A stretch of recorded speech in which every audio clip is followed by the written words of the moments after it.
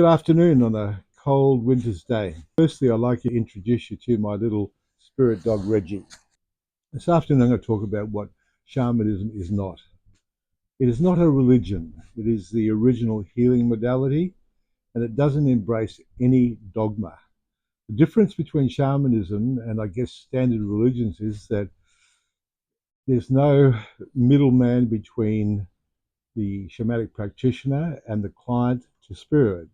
Everything that we do is to facilitate the process of each person finding spirit within themselves, finding their own unique truth, finding their own unique path in life. And this is a journey of self-realization. We look to empower everybody, that we don't take power away. Traditional religions have priests and imams and the like, and they're the messengers of God, and they'll tell people what to do and how to do it and take their power away. What we look to do is to empower everybody that comes into our orbit. And the whole process of shamanism is based on being connected to the sacred elements of the earth, the directions of the earth, uh, the fire. We've got fire here happening at the moment. Air that facilitates our voice and our message and allows the fire to run. And of course, water, which rejuvenates the earth. So it's about embracing the sacred elements.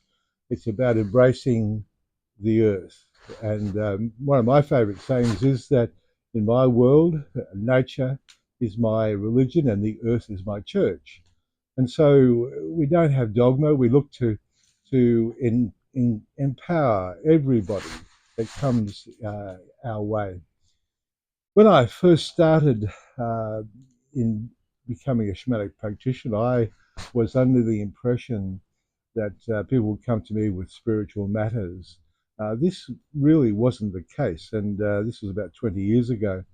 And it evolved from there that people would come and say, hey, listen, I've had all the counseling in the world, I've tried all the medication in the world, none of it's worked for me, and I'm looking for something different that maybe would help me with my trauma. And when I took people through the shamanic process, they standard comment was, I feel lighter, I feel better. And I thought, oh, well, that's a little bit magical. But it's not really, because if you take the latest in neuroscience, now it talks about trauma being not held in the body, it's now called physioneurosis, and it requires a somatic release. Somatic is another word for body. And the way that shamanic ritual works is that we work through the body to release the trauma. And so we see now that science and spirituality is coming together. So when we come to do this work, the vast majority of people that come to us are coming to us because it's trauma related.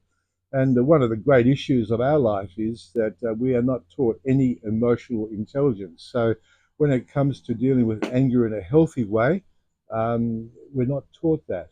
And the great thing about shamanic practice is that we have a wonderful ritual that is able to release anger and to continue to release anger in a healthy way.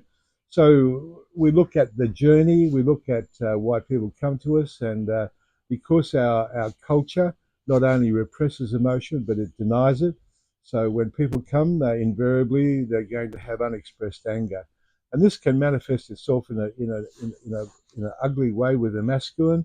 And with the feminine, they will hold the anger, they'll become resentful, and of course that produces an imbalance within the feminine as well. So emotional intelligence is one of the things that underpins the shamanic journey. It's understanding who you are and how you operate, and how you express yourself in healthy ways.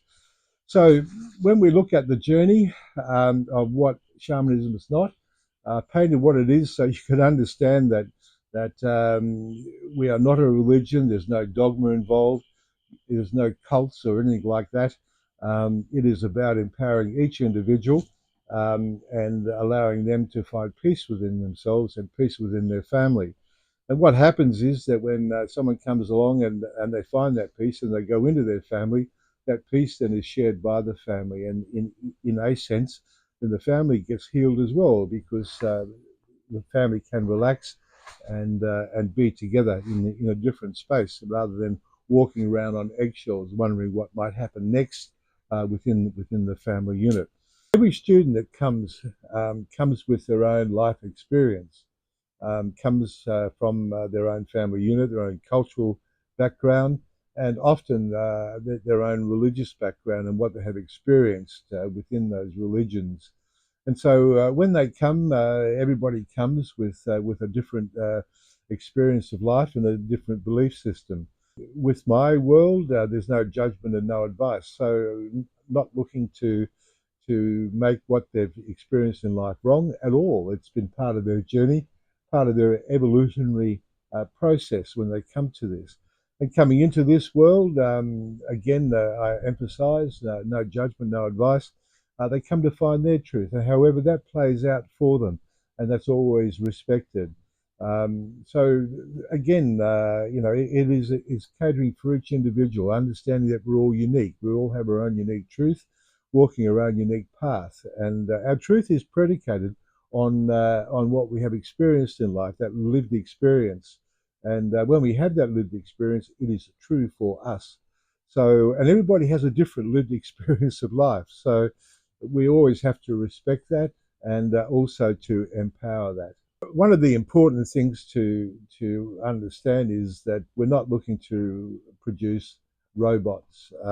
Everybody will find their own medicine.